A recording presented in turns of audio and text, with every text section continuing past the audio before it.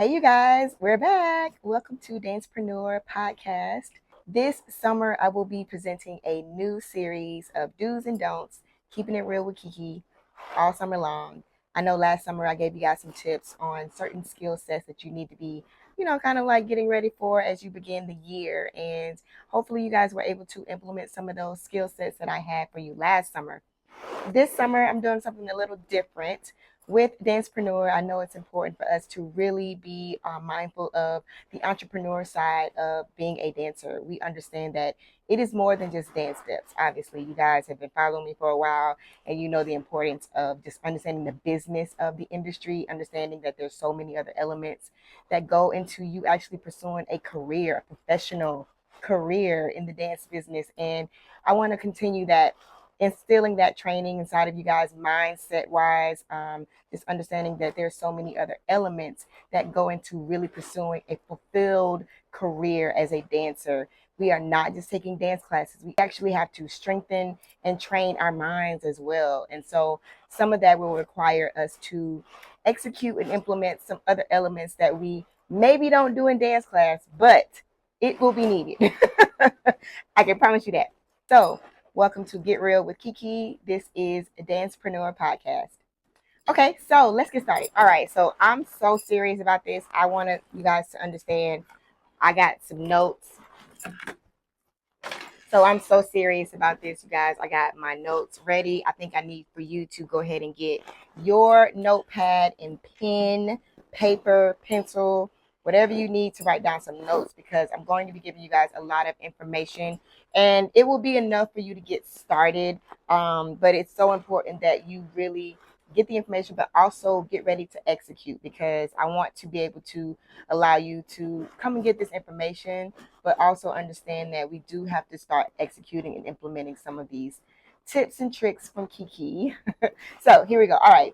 I'm going to do a series because I think there's a lot that I want to share, and I won't give you too much at one time, but I also want to give you enough to actually go out here and do some things. Okay. So this is what I would say my do's and don'ts of the industry. And some of these things I'm going to kind of just lay out for you, and even give you some examples of how you can use it in real time and, in your real life and in your real journey.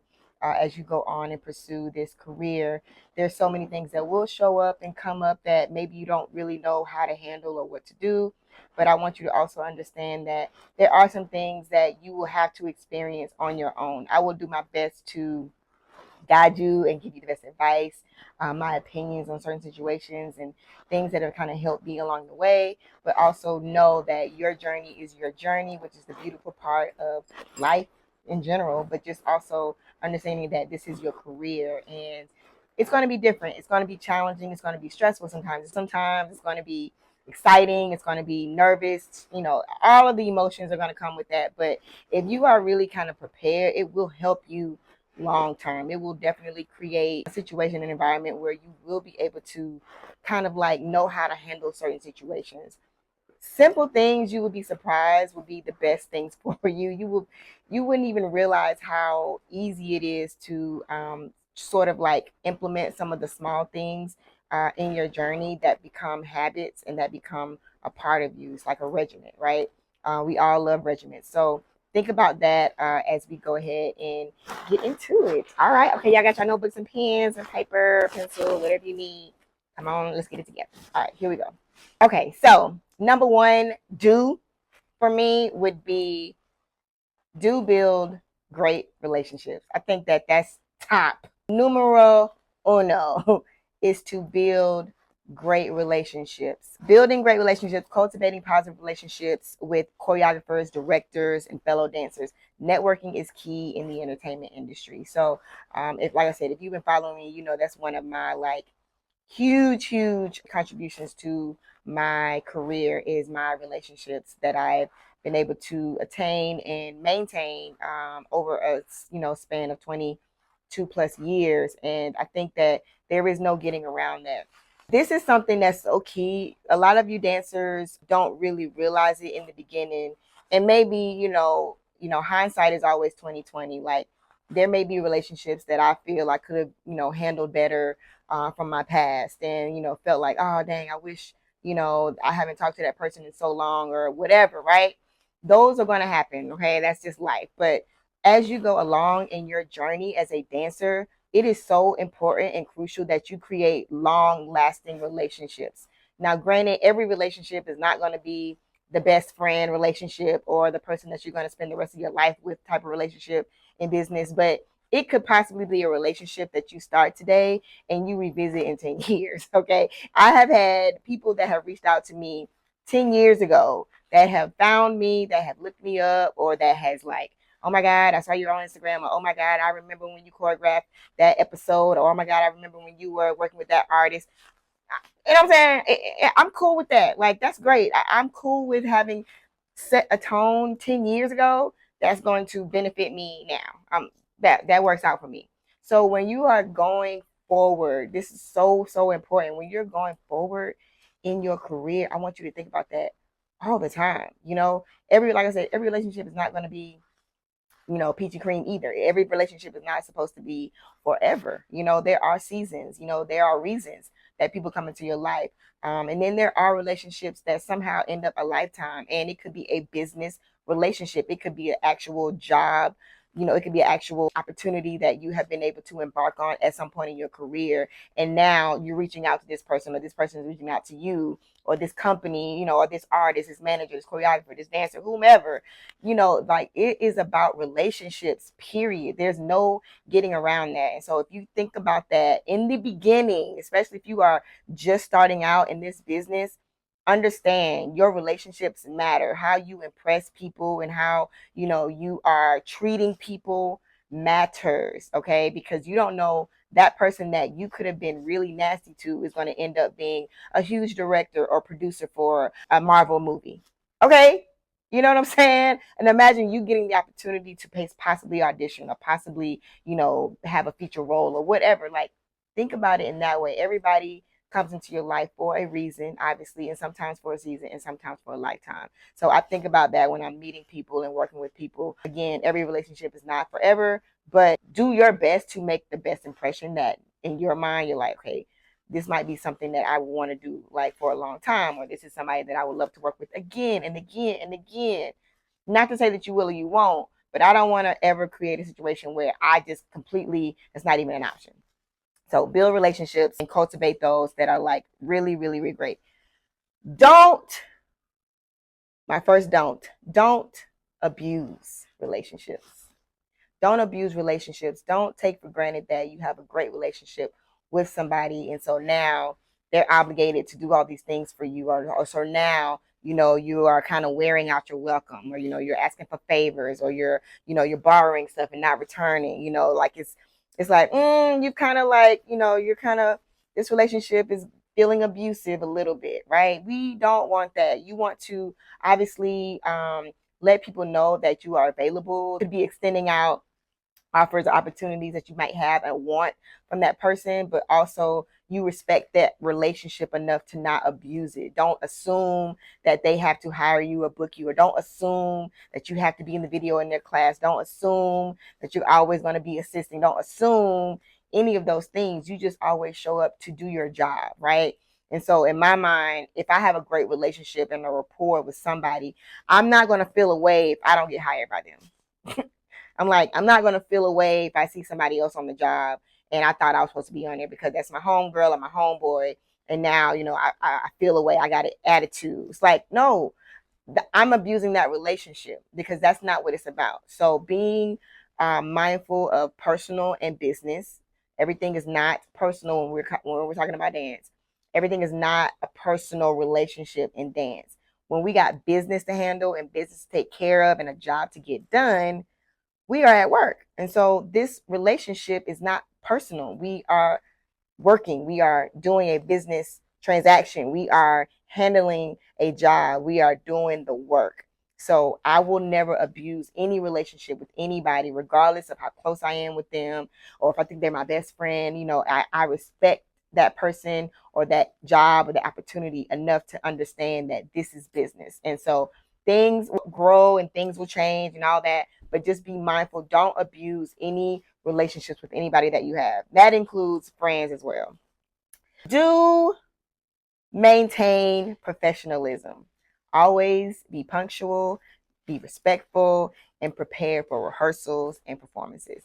I think that's just like, dance 101 of the entertainment industry as a professional dancer is just being professional, maintaining your professionalism at all times. Because we work in an environment that is so it's so creative and it's so passionate and it's so fun. And so, you have those times where, yes, like I dance for a living. Like, what? That's crazy. Like, I get to dance. I'm on set. I'm working with artists. I'm touring and traveling. At the same time, remaining like understanding that I still have to maintain my professionalism. Although I'm in another country and enjoying this glamorous life, I understand that I still have to be professional. I can't just go wild out and do what I want to do because I'm on the other side of the world and I'm getting paid to do it. No, I'm here to get a job done as well. I'm making sure that I am upholding myself, being respectful of myself, understanding that this is a job that has to get done, and I'm not allowing the atmosphere and the environment to make it feel as though I'm not being professional. Sometimes as dancers, we can tend to, get a little blur here. We thinking, oh my God, I'm having fun. We turning up. I'm having a good time. And then we go left. And then when you go left, you don't ever come back right. It's like you're gone. You're off the job. You're fired. And we don't want that, right? So maintaining professionalism at all times, no matter how fun it is, no matter how crazy and exciting, and yes, you will have that, but I want you to always in the back of your mind think about, hey, make sure I'm staying professional in these rehearsals and on this job because I don't want to get fired. I don't want to get fired. I don't want to get fired. So maintain professionalism. Okay. Don't ignore injuries. Never dance through pain or ignore injuries, as this can lead to long-term damage. I was just watching something on television, and I think it was a dancer, and she was hurt, and she was trying to fight through. And we are really athletes, and so we got to remember that we also have to just make sure we're taking care of our bodies. Don't dance through an injury that could cause longer for you to get healed. It could allow you to not be able to do anything for a very long time, and we don't want that. We want to make sure that we are, maintaining the idea that we are physically fit, of course, but we push ourselves and we push our bodies. But if you do have an injury, don't dance through that injury because it would only get worse. Try to give yourself as much time to heal fully so that you can be at your best when it's time to like get to work. You're gonna need to be 100%. There have been dancers that I know will not tell you that they're hurt, and then they get on the job and then they tell you they're hurt. It's like we needed to know that information before you started, so that we could at least make accommodations, or try to understand if there are certain parts of this routine that maybe okay, maybe you ain't gonna be able to slide down to the knees because you got an Achilles or your hamstring or whatever. Like we need to know the information when it comes to injuries, but don't push yourself through injuries because it doesn't work out. Do stay physically fit though. Do work out. Do what you need to do to make sure that you are regularly doing physical training, conditioning your body to stay at your peak performance condition. The worst thing that could you would ever want to happen is if you book a gig and then you go try to get physically fit. It's like be ready, start working out now, be physically fit at your highest, peak and point of being able to perform now so that when you get the call for the gig that is going to require so much of you physically, you are ready. We don't want to wait until we get the job and then go start working out. Train your body and your mind now to be ready for that big job, that tour, that big show, like that thing that you're already thinking about. Understanding what's going to be the requirement is for me to be physically fit. There's no getting around that. So it's going to let you know that right now. Go ahead and start working out so that you can be ready when you get the call. Don't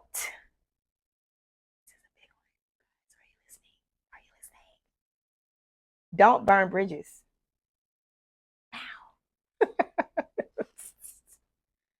Don't burn bridges, period.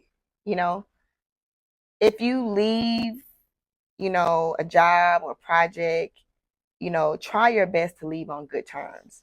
Working with people, you're going to work with so many people. So the idea is that you just want to, if that job wasn't for you, don't, don't make it worse by being really shitty. Okay. Like let's leave on a good term, try your best to leave on a good note. And that is really just a life lesson. It's not even really about dance or job. It's really just a life lesson. There's so many young dancers that you're going to realize that too late, right? So I'm going to tell you now, don't burn bridges. It's not worth it. There's so many opportunities that will show up and be a blessing for you and in your favor if you don't allow any other negativity or anything that you feel is like, oh my God, it's like all of this is really not that deep. And so let's figure out how to not create any other situations with people that is a bridge burnt and that you really can't ever go back over ever. Now there are situations that don't necessarily fit you or your life or where you are. And it doesn't mean that you don't feel a way about it or whoever the person is. I get it. But at the same time, it doesn't even allow the dignity or the response or the attention from me to it. So you just like, I'm just going to move on. And moving on is the same thing as leaving on good terms. There is nothing to say. It's like, I'm just going to remove myself from this situation, or I'm going to, this job doesn't fit me in my life right now. And I'm just going to, like, you know, politely exit stage left. That's cool. But I'm not about to turn up and cursing and loud and, a lot of negativity, toxic energy. It's just not necessary. So I think about that a lot when, of course, we are in a dance community, dance industry. So there are going to be things, everything is not going to be so perfect. Everything is that doesn't exist. I understand that. In the same breath, I have control over the things and the thoughts that I have. I have control over how I handle certain situations. So don't burn bridges. You don't have to engage with people, but we don't have to even discuss it. We don't have to like give it energy or life anymore. We literally let it go because I'm moving on. And so when you move on, you just allow yourself to move on to something else, but I'm not dwelling in something that is no longer serving me. So I don't have the desire to burn bridges and do all of that and cause all this ruckus. It's like, for what? It's no point. I'm on to the next elevation, bigger and better. Let's go. So keep that mindset when you think about even burning a bridge or wanting to disengage or turn up or whatever. Like, it ain't worth it. So let me let it go and move on. Exit stage left, like I tell you. Do learn new styles. Do learn new styles. Y'all, there ain't but so much hip hop dancing you're going to get into your body. Okay. Yes. I mean, there's always more to learn, but I want you to also incorporate other styles. That has been the key, honestly. A lot of my dance jobs that I've done, I have been able to book because I could do other styles, or yes, I was technically trained, and of course I could, but even some of that I still had to like re-brush up on because it had been so long. And some of these dance styles I had not done, but I was able to adapt and able to say, okay, I'm gonna try this style out and see, or I have no option. I have to learn this because this is what the job is requiring. You're going to actually have to learn this style of dance or this genre or this period. So learn different styles of dance. An easy way to do that also is to go back through the generations or decades of dance styles. Like you can go back from the 30s, the 40s, the 50s, 60s, 70s, 80s, 90s. Like you can go through each decade and find out what styles of dance were they doing, what were the names of those dances, even if it's not a technical class that's being taught, but that's like kind of go back and just reference yourself. So if I get hired for a dance job or to do choreography for a movie or for a TV show in the period, most of the stuff I do is never in present days, literally like in the past. So I'm constantly studying and referencing styles that have been in the past. So if I'm choreographing that, how dope would it be for you as a dancer to already know those styles of dance or even be familiar with it? Don't assume that everything you are going to be doing in TV and film or even with artists is going to be present day. The video shoot that you're going to be booked on is not present. It's going to be in the 70s. Like that's the feel and vibe of the creative. And so you don't ever want to be like, oh my God, I've never done anything in the 70s. Of course you haven't. I don't expect for you to have, but I also know you got YouTube University, so you can go start looking up some styles. You can start just getting references. If you have a dance audition and they're already telling you like this is the period that this movie is going to take place in, and you got to come in that, or like come learning different styles. So even in present day, there's so many other styles of dance outside of hip hop that I want you to understand and go and learn. And you don't have to master it. You don't have to be like, oh my God, I don't know how to. Go and try it out. Just even like try it out. Just see how it feels. See what it feels like on your body. And it should feel crazy. It's not supposed to be like, oh my God, I know exactly how to do it now. Once no, like it's gonna feel crazy, but try it. As simple as going on YouTube University, looking up a class or looking up a tutorial, or just looking at other ways of learning outside of necessarily dance studio. You can literally go on any type of platform that offers classes, but also just know like you have the resources. The World Wide Web is amazing, and anything you're looking for or need, you can go on there and find. Okay, so this is a don't. Please avoid negative behavior. Refrain from gossip, negativity, and unprofessional behavior on set and in rehearsals. That is just self-explanatory, y'all. We have to make sure that we are super conscious of like the spaces that we're in when we are on set or in rehearsal. There is no time to be talking about anything outside of what we're doing right now. If there is drama going on, we don't want it in that space. If there is stuff that's happening in your life or that you heard about, like, oh, I can't believe she did this, he said that, all of that is got to stay outside of the studio and off the set. There is a job that has to get done, and so long as you are focusing on the job, you will be fine. If you are always constantly involved in drama and gossip and just, it's just negative, it's unprofessional, you won't be working a lot. I'm just telling you, because people don't want that in their space. People don't want that in their environment, and it will spread. Anything that is not in alignment with what the job is, or that is like going against what the goal is, won't stay long. And you won't be invited into other spaces. If you always are, how she always or he always got, you're not gonna be hired a lot, because people like to work with people they like.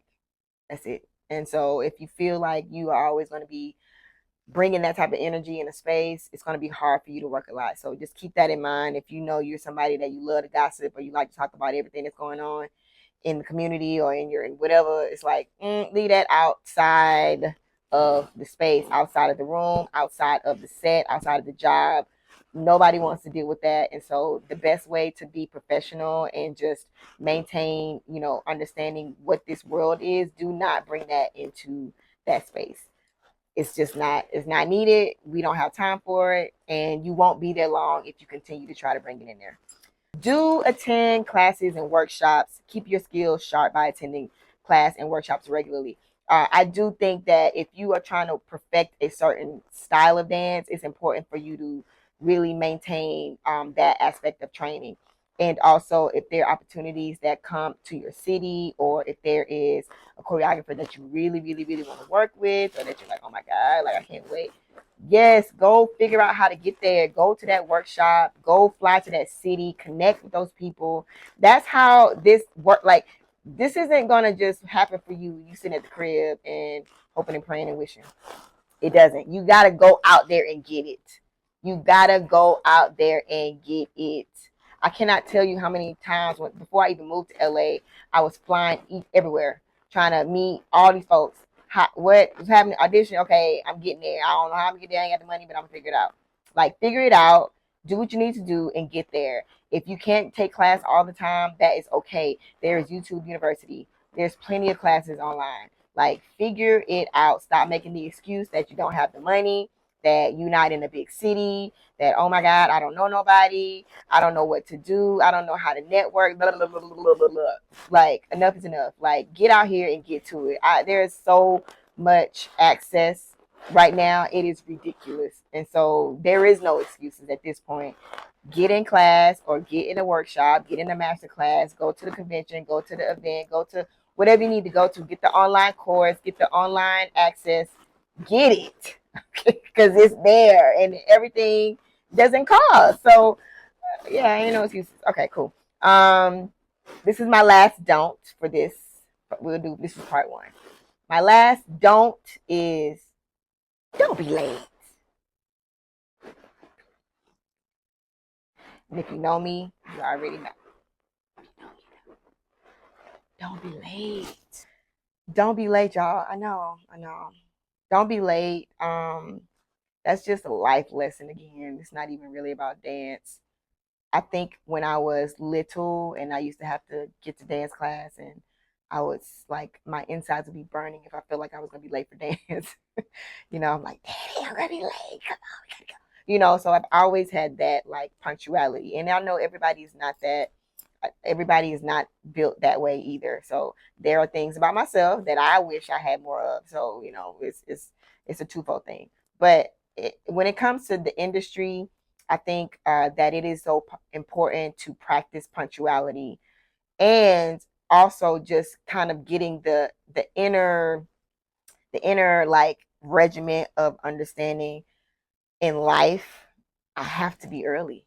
So it's not even a be on time or be late. It's like I have to be early. I want you to be early and wait versus rushing, or you're like running late.